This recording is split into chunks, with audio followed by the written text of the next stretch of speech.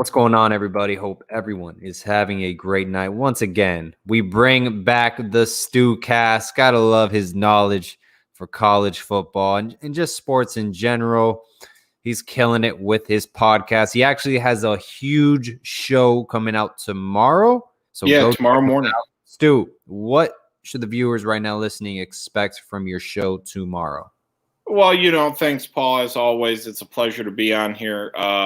Tomorrow's show's a big one. We got a very, very tough card of college football we're going over with North Coast Sports. Chris Van Dyne. They've been killing it this football season. Check them out, ncsports.com. We got Ray Handel, the young up-and-coming horse racing trainer. We've got The Pest is Alive, and we've got a guy I'm really excited about. He's a Miami guy, Alex Marvez. You may know him from Sirius XM, NFL radio. He's been covering the NFL for almost 30 years. And more recently, All Elite Wrestling. So we get into that. It was just on TNT tonight. So very excited about this show and hope if you're out there and you're watching this, give it a listen. It's a pretty interesting show. I'm definitely going to go check it out. I cannot wait for tomorrow for it to drop. I'm very excited for that. Appreciate it. You got the Army Golden Knights shirt. What's going on with that, man? You're representing the Golden Knights. Are they playing Navy this week? Yes, and it's at the best football stadium in the world, Minchie Field. Hate to say it, you start walking through there, ghosts are with you. It's a lot better than Notre Dame. A lot of places are better than the landfill down the street is a lot better than Notre Dame. But, go Army, beat Navy. It's Navy Hate Week, and we're going to give it to them.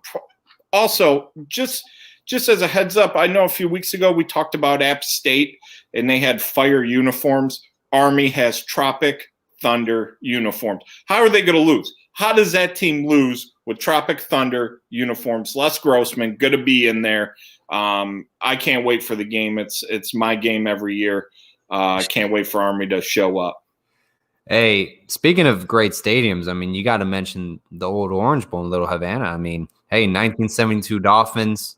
Speaking of ghosts, I can't think of another undefeated team in the NFL besides the 1972 Dolphins. Look, the Miami Hurricanes football dynasties.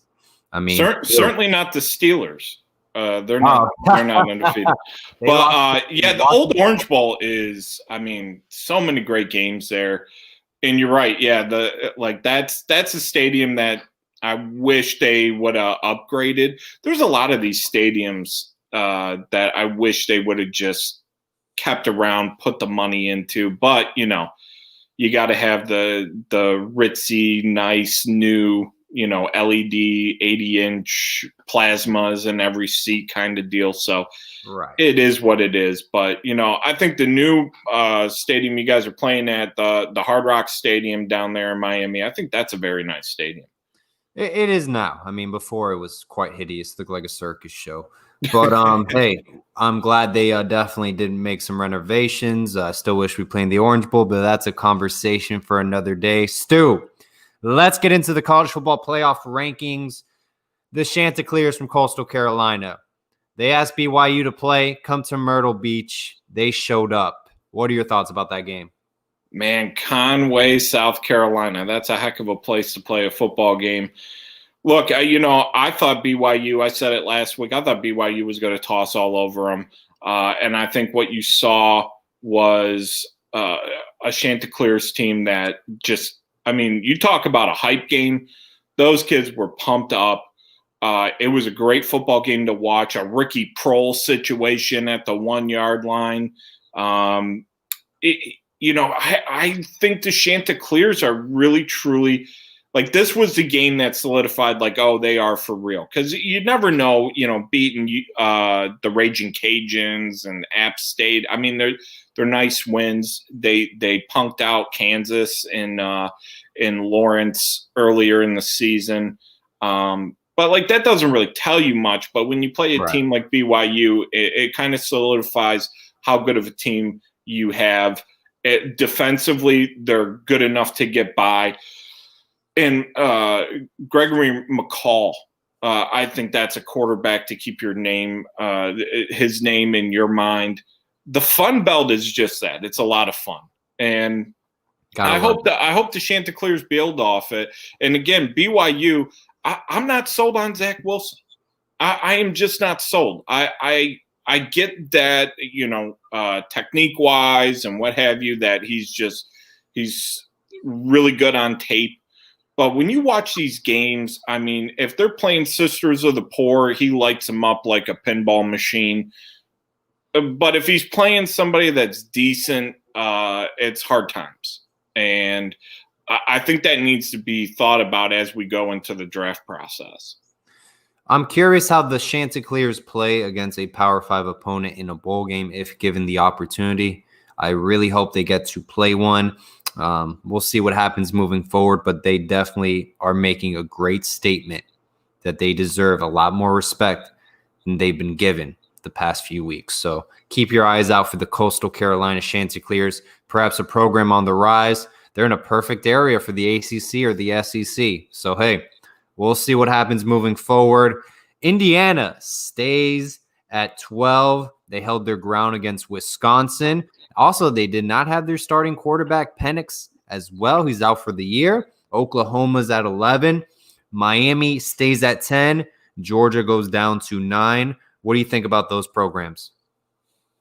Well, I think Indiana, I mean, that's a gutsy play. Jack Tuttle comes in, a heralded recruit from Utah.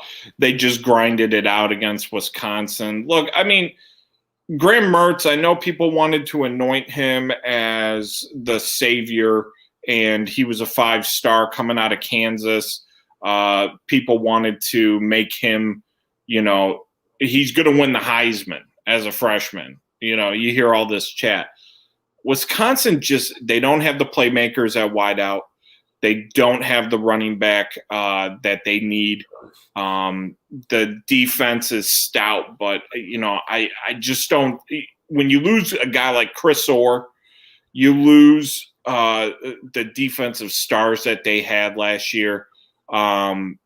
It's real tough to make amends for that, and I think you're seeing that. It makes the win against Michigan look a little bit more interesting. But yeah, I think Indiana certainly got another win to prove that they're there, and that's another program win for Tom Allen as he goes forward. Georgia, they get the game canceled against Vandy. I think they stay in about the same spot. JT Daniels, you don't really know what you have there. And then Miami, big game against UNC. We'll see what happens. I think as they can go up a little bit. Can they get into a New Year's Six bowl? I mean, it's still on the table. I don't think anything's off of it yet, but a loss would drop them down the ranks a little bit. And with I think there's like 9 bowl games canceled already this year. So I think just to get in a bowl game this year, I think it's going to be super beneficial for the teams that do get one for the extra practice, the extra film. And I hope Miami can win this weekend, get into that New Year's Six, and really take another step forward with this program. By the way, UCF has accepted a bid for the Boca Raton Bowl game. So Dylan Gabriel will be playing in South Florida. He did state they were the best program in the state of Florida, and they're going to be playing in the Boca Raton Bowl game. So I don't think that correlates at all. UCF likes to talk a lot. It was because it's been such a great few years, and now it's not. It's not at all. Well, I think their defense just leaks like a sieve. I mean, it's awful. Their defense is atrocious. But, I mean, they can put up points with the best of them. But as soon as they play a decent defense, they have some real tough times. I mean, that team's built like an SEC team. I think I said it in the past on this show. That team's built like an SEC team. I mean, that's the whole reason why they really started to come up. They would take the cast-offs and speed and space. We talk about speed and space all the time. Well, they actually did it. They would take the 5'11" kid that could run a 4.34 or whatever and put him out there and just light up teams. They're not going to play defense, but, it's like Iowa basketball. They can shoot the three, but they can't guard the rim. It's a problem. UCF is the perfect team to move to a Power 5 conference. They have a humongous school with like literally 100,000 students. Mm-hmm. They're in Orlando. It's a fairly big market. They have a great football program the past few years and a great area to recruit. I mean, they really can make strides and turn something. ACC don't want them. There's nothing to be gained by the ACC going down to Orlando. Well, you can drop schools. Who you going to drop? Maybe NC State. Do they contribute at all to the ACC? NC State's been there for eons. I agree. NC State probably doesn't, but where does NC State go? Sorry. And plus, they're one of those big founding members, so it is what it is. I think UCF's stuck. Maybe it's a conversation to have down the line, but I think there's one more reshuffle coming, and it's going to be a big one. And I don't necessarily think the NCAA is going to be a part of it. Very interesting, Stu. We'll find out if that becomes true or not. Iowa State, I got to ask, Stu, what is I don't know the word obsession, but the favoritism towards Iowa State?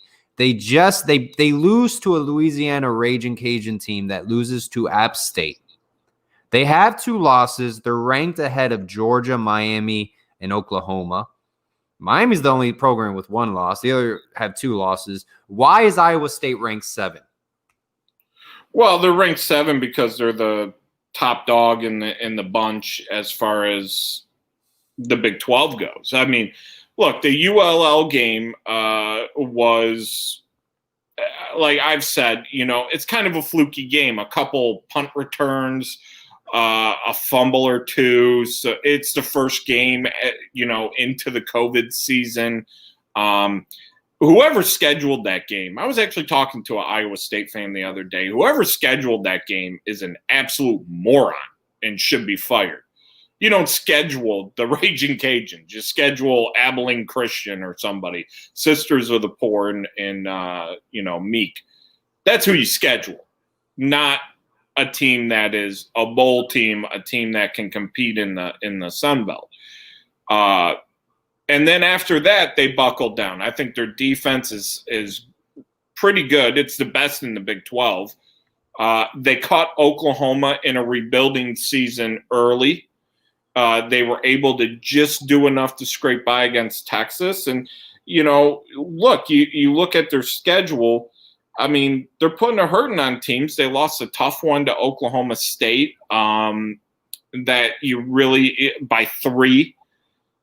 Oklahoma State hasn't really turned out to be what we hoped they would be. Right. So I don't know where you go with Iowa State other than, Bryce Petty and Breece Hall. They can run the ball. They can throw the ball adequately. They have a decent defense. They're the class of the Big 12. But I hate to say it, I think that number is going to change because I think Oklahoma beats them in the Big 12 championship because this Oklahoma team has gotten a lot better than when they first played. And I hate this narrative of, okay, let's go back to week 2, week 3. Look at Penn State. Penn State is a far different team than they were, 4, 5, 6, 7 weeks ago. I think you can say the same with Oklahoma. You can say the same with Texas. These are teams that have grown throughout the season and are playing at a much higher level. Absolutely, Stu. Looking through the top 6, one team that sticks out specifically, Ohio State. They were favored by 34 against Michigan. It's not really a rivalry if one side always wins. Michigan then cancels the game. Ohio State. Such a Michigan thing. And then technically Ohio State doesn't even qualify for the Big Ten championship And then the Big Ten changes their rules in order to get in. What are your thoughts about this whole sequence? Well, I think it starts with Kevin Warren in the beginning of the season, and he laid out just an ostentatious schedule where it's 8 games and there is no rescheduling. It's 8 weeks of football, and if you miss a game, you're going to miss 2 to 3 games because of their protocols, and that's really hampered what they're able to do. Now, if they would have done something like the SEC, I think they could have got some of these games in and it wouldn't have been an issue. But the Big Ten kind of went off and said, hey, we're not going to play, so nobody's going to play. And then it turns out the ACC, thank you, the SEC and the Big 12 got together and said, well, that sounds good. We're going to play. Politics aside, they certainly played a part in it. I think you look at that being the start. Look, Jim Harbaugh, there's a lot of issues with his contract. He's going to get extended. I love to see it. I hope we start a GoFundMe, get him going. More seasons of Jim Harbaugh are nothing but good for anybody. But he knows what's going to happen. Jason Day said he's going to hang 100 on him. It would happen. When you hang 50 on Michigan State with your backups, chances are you're going to hang 100 on a Michigan team full lock and barrel. And Michigan's got a COVID issue. I think another thing that really plays into this, Michigan at the beginning of the year, Jim Harbaugh came out and said, hey, if you want to learn the correct protocols to keep your team safe, you need to come look at us. Who's got it better than Michigan? Nobody, right? That's where you need to go. And guess what? The issue is, hey, now you have a rampant COVID problem in your program. Coincidentally, it falls in a really bad spot. And look, Barry Alvarez said it last week. We're going to make sure the Big Ten champion has every opportunity to get in. Now, I think the game limit of 7, or what they're trying to put it at, to make the Big Ten championship. Look, you can have 5 wins and be in the college football playoff. You can have 4. It's all about how they vote. Ohio State's going to get in. Big Ten's going to ensure it. Because, look, you can't lose this money. You can't. You can't lose the money that comes from the college football playoff. And it's a dollars and cents game, right? I know Ohio State tried to get Texas A&M this weekend, and those talks fell through. That would have been a great game. Yeah, it would have been a de facto play-in for the 4th spot in the college football playoff, which would have made things really interesting. Here's my thing with the college football playoffs, Stu. We're at 4 teams right now, and you mentioned money, revenue. When are we going to go to 8? Then when we go to 8, when are we going to go to 16 and 32? It's just going to get bigger and bigger. It's going to turn into March Madness. Do you think we should move to a 8-team playoff? Maybe you missed the old way, the BCS system. Leave it up to a computer instead of a panel of individuals who may not even know a thing of football. Well, I've heard the argument of extending to 6 and 8, and here's the issue I have with it. The last few years, we've seen juggernauts at the top. I don't think that changes. Right. Do you really want to see LSU win by 40 against insert school here? Do you want to see Do you really want to see Alabama play Texas A&M again? They just beat them by 30 a month ago. I don't think anything's going to change outside of somebody's going to get an injury, right? If there was more parity, I'd be all for it, but there's not parity.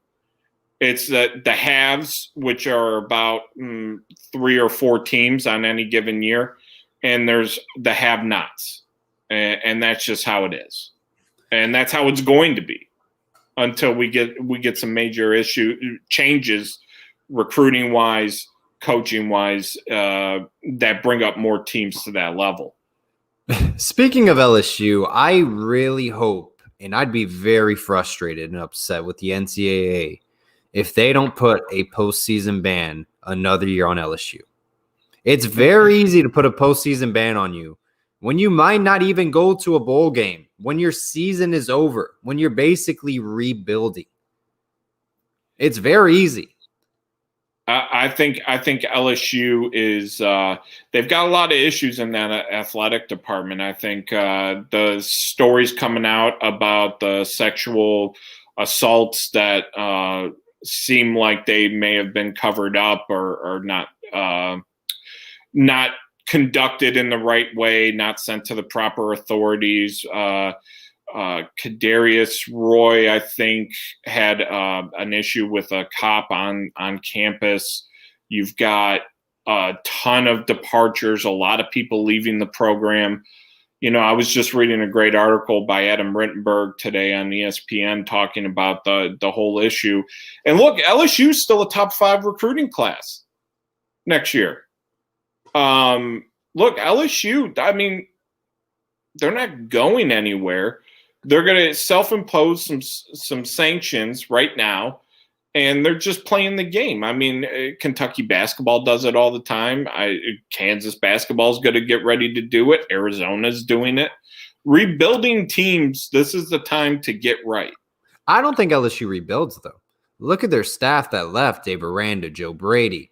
I don't think they're rebuilding. I think it's over. I think the oil is gone. It's ran out for Ed Orgeron. I don't think necessarily I don't necessarily think that in the sense that, look, if they were recruiting at a level that dropped them out of the top 10, sure. But look, when you're in the top 5 and you're getting these 5-star kids, and a 5-star kid is like having a first-round pick. Alabama gets 5 first-round picks every year. LSU gets 2 or 3 first-round picks every year. Ohio State gets 4 picks every year. And once you start looking at it like that, you start realizing, like, oh, they've got the talent. Yeah, do I think Bo Pelini is a good defensive coordinator? Hell no. I mean, he's best buddies with Coach O, but I think there's going to be some changes made. And when you look at that team, you're replacing 18 starters. Right. Coming into this season. You're taking a whole new scheme. That's a whole new offense. It's a whole new defense, right? I think the Mississippi State game, were they to play it now, would be a different outcome. I think a lot of these kids too, hey, Miles Brennan was catching fire. He was playing a lot better. Max Johnson, I know a lot of people are excited to see him, but TJ Finley's in there right now. I think LSU will get back to it. It's going to be a little bit slower, but with these teams that reload at that kind of rate, it happens sooner rather than later. So I would hold off on it for, like, give it another season or 2 and then make that call. I think LSU's trending down. Miami's trending up. Changing of the guards, Stu. Gotta love it. Miami is relevant, whether you like it or not. I think Big Ten football, they trended way down this year. But that's yeah. Well, I think you're seeing a shifting in power, and I think you're seeing, Indiana's rising up to the Michigan, Penn State level for the moment. We've seen it before in the Big Ten. But it's hard to get kids to go out to Bloomington to play football. Stu, you got an LSU helmet to your right. You got an Alabama helmet to your left. Dan Sileo, he has a radio show. He played football at the University of Miami, All-American, played in the NFL. He said there were some rumors about Nick Saban retiring after this year and Steve Sarkisian maybe taking over. And then you actually mentioned that in the previous show. Yeah, so my sources tell me I have some friends in Alabama that are close to the program, and Yeah, those rumors are true. There's a call made Friday night before the LSU game to AD Greg Byrne, and Coach Saban basically said, "This is going to be my last year." He's going to get his ring that puts him ahead of Bear Bryant to give him 7, and he's going to hand over the keys to Sarkisian, a guy who he trusts to lead the program. And Sark has been at Coach Rehab U. That's what they call it down there. Lane Kiffin's called it that, and it's kind of stuck. And I got another thing that I can share on this program. It sounds like Jalen Waddle, according to my source, has been cleared. He is cleared to play. Whether we see him come out for a series or two against Arkansas, that is at his discretion. But medically, he's cleared to play. I expect to see him in the SEC championship game, though, and he will definitely be in the college football playoff. All right, let's get into some matchups this week, Stu. Who do you want to take first? Yeah, it's a tough week. I've only got a couple plays. I'm going back to the well against Michigan State. Penn State, I mentioned it earlier, they're a lot more capable team coming into this game. They've really found something with their new freshman running back. Their defense is playing tough. A nice 20-7 win against Rutgers. They're laying 15. Look, Mel Tucker last week on the press conference said, they asked him, "Hey, why didn't you go for it on 4th and 1, Coach?" And he said, "Well, if I thought I could get 1 yard, I would do it." And that's where the program is right now. There's a lot of kids entering the transfer portal from Michigan State. There's going to be some big names leaving the program. Wow. This is a going to be an exodus. I'm hearing about a dozen players or so, and former 4-stars included. Kids that hey, they might end up in South Florida sipping Mai Tais with Manny. I don't know. So I like Penn State. I'll give you. I'm not an unders guy because life's too short, but I got 2 unders plays for you. Army, Navy. Take the under. Under is 38 right now. 14 straight years this game has gone under. Navy's got a good defense. Army's got a good offense. I just see it being, just one of these 17-13 type deals, 17-10 games. And then another one, Illinois Northwestern. This line has already moved 6 points down. Chicago is bracing for some type of blizzard right now. Winds about 20 miles an hour. And when you watch football games and there's high winds, it equals low points. Take the under now. By kickoff, I could see it being 30. Right now it's 40.5. I could see it being 31, 32 come kickoff time because both these offenses are putrid. They cannot move. They cannot do much of anything. So I like the unders in those two, Penn State, and, get out of this weekend, get ready for conference championship weekend with a little, bling, bling, some cheddar. I don't know. There's this cheddar. Stu, man, what you got a thing with Pat Fitzgerald and that Northwestern football team, man. I'm glad Michigan State beat Northwestern. I think we'll go back to this conversation. I think he's a little bit overrated, but hey, it is what it is. I just don't really see what he does at Northwestern. I don't think that's a good football team. I think if they play Miami, they play Clemson, Notre Dame, any team in North Carolina, I think teams in the ACC win. But hey, that's just my opinion. Hey, look, I'll tell you what. I think Northwestern would give a very serious fight to Miami. I think they would give a very serious fight to North Carolina because, look, North Carolina, it's run dependent. If you shut down the run and you pressure Sam Howell, it's bad news Bears. It really is.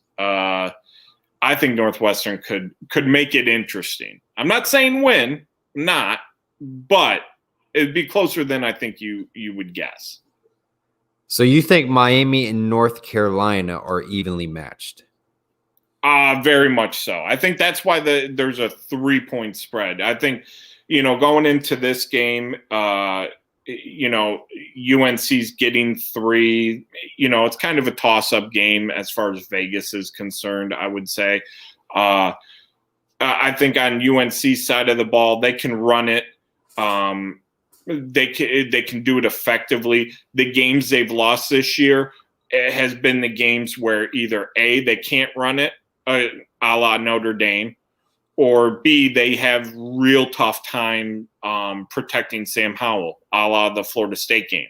And even the Boston College game, they had a real tough time keeping Sam Howell on his feet because he takes forever to throw the ball. Miami, on their side of the ball, hey, look, the games you guys have lost, you have given up an enormous amount on the ground. I think Louisville, well, you won the Louisville game, lost the Clemson game, but in both those games, about 200 yards on the ground. UNC, that's what their bread and butter is. So I think it's really dependent for Miami to win this game is Roche and Phillips got to pressure Sam Howell. Just have to. And, I think De'Ara King, what he's done this year, he single-handedly willed Miami to a 7-1 record. I love De'Ara King. He's a phenomenal quarterback. I don't know if the firepower is around him. We've had this talk before to put up enough points to, keep it even with UNC. I think it's going to be a very fun game to watch. I'm not going to have any kind of interest in it whatsoever from a, gambling perspective. Because I think these are super even teams. Super even. Who do you got? Miami, North Carolina, Saturday, ABC, 3:30 p.m. game. My lean would be towards UNC. UNC. I have a slight lean there. I think I think we go into the fourth quarter and it's a 31-27 type game, and I think what it comes down to is I just see UNC grinding out the clock and just running the ball. I know that's Miami's strong suit, but I think just Williams and Carter is going to be a little bit too much. And, if UNC is smart, they're going to have some quick slants, quick plays to get that ball out of Howell's hands. Because if he holds on to it, they lose the game. Right. All right. Well, hey, that's why they play the game. I'm extremely interested in how this game plays out. I think it's going to come down to Miami's defense. I'm curious how they respond. Like you said, man, get to Sam Howell. We have 2 very good defensive ends. We had like 15 players or more out with COVID. Are they going to be ready to play? Is North Carolina, are their players going to be ready to play as well? So it's going to be a very interesting game. It is at home. Miami's coming out with their Miami Knights jerseys. It's all black. Looks pretty good. It's kind of dicey at 3:30 p.m. in Miami to be wearing the jerseys. It was 46, I think, last night in Coral Gables. So maybe it'll tough to play in that weather. Yeah, right. But it's gonna be an interesting game. I think it's gonna be a close game as well. I think Miami's gonna win. They're gonna pull it out, but we'll see what happens. It's no slight on Miami. I mean, I think it's just a matchup play, and if you told me Miami wins, it's not shocking, right? What I really want to see Manny do is I adapt. I need to see the in-game adapt. And next year, I need to see him progress off of it because, if De'Ara's back or not, build on this season. Because there's a very real chance that Miami comes back next year and is one of the most well-rounded teams in the country. Right. So maybe it's just a long game, but this is certainly a step to get there. Absolutely. We're going to find out a lot about Miami against UNC and moving forward and playing Alabama first game of the next year. Stu, is Rocky Lombardi the future of Michigan State football? I got to ask you that. No, Rocky is not. Peyton Thorne came in against Ohio State and promptly went 12 for 12. Granted, they were playing off coverage. They were just letting them have it. You know, if you want the 7-yard curl, you can take it. But he was making some throws, and he was a little bit more dangerous. But that said, I don't think Peyton Thorne's starting next season either. You think Mackenzie Milton's going to Michigan State? Oh God, I would do a rain dance to get Mackenzie Milton in Michigan State. But no, I don't. I'll say this: Michigan State is going to be one of the most active. I mean, if you think Manny's active in the transfer portal, Michigan State will be even more so next year. I mean, we're talking complete overhauls, complete rebuilds. It's happening. Gotta love it, man. College football is changing. We're seeing it in the Big Ten, at LSU. We're seeing it everywhere. Outside of the Power 5, the Chanticleers of Coastal Carolina. Stu, man, thank you so much for coming on the show. And where can everyone find you? Yeah, it's always a pleasure, man. I love the scoop on the U. I think what you guys, you Paul, Brad, what you guys put out is just fire content. I mean, it's nobody knows more than you guys. I love it. It's great fan community too. You can catch me iTunes, Spotify, wherever you get your podcasts, the StuCast, and on Twitter at StuCast Sports. Stu, are you going to stickersbyab.com, putting in your discount code SCOOP for this holiday season? As long as I can get that Dan Marino throwback, kind of sticker, I'm all the way in. Love it. I love it, man. Stickersbyab.com, guys. Go check it out. Put in the discount code SCOOP, all caps, 50% off on all your orders. Stu, thank you so much for your time, man. Hope everyone has a great rest of their night, and always all about the U. Stu won't throw it up. He won't.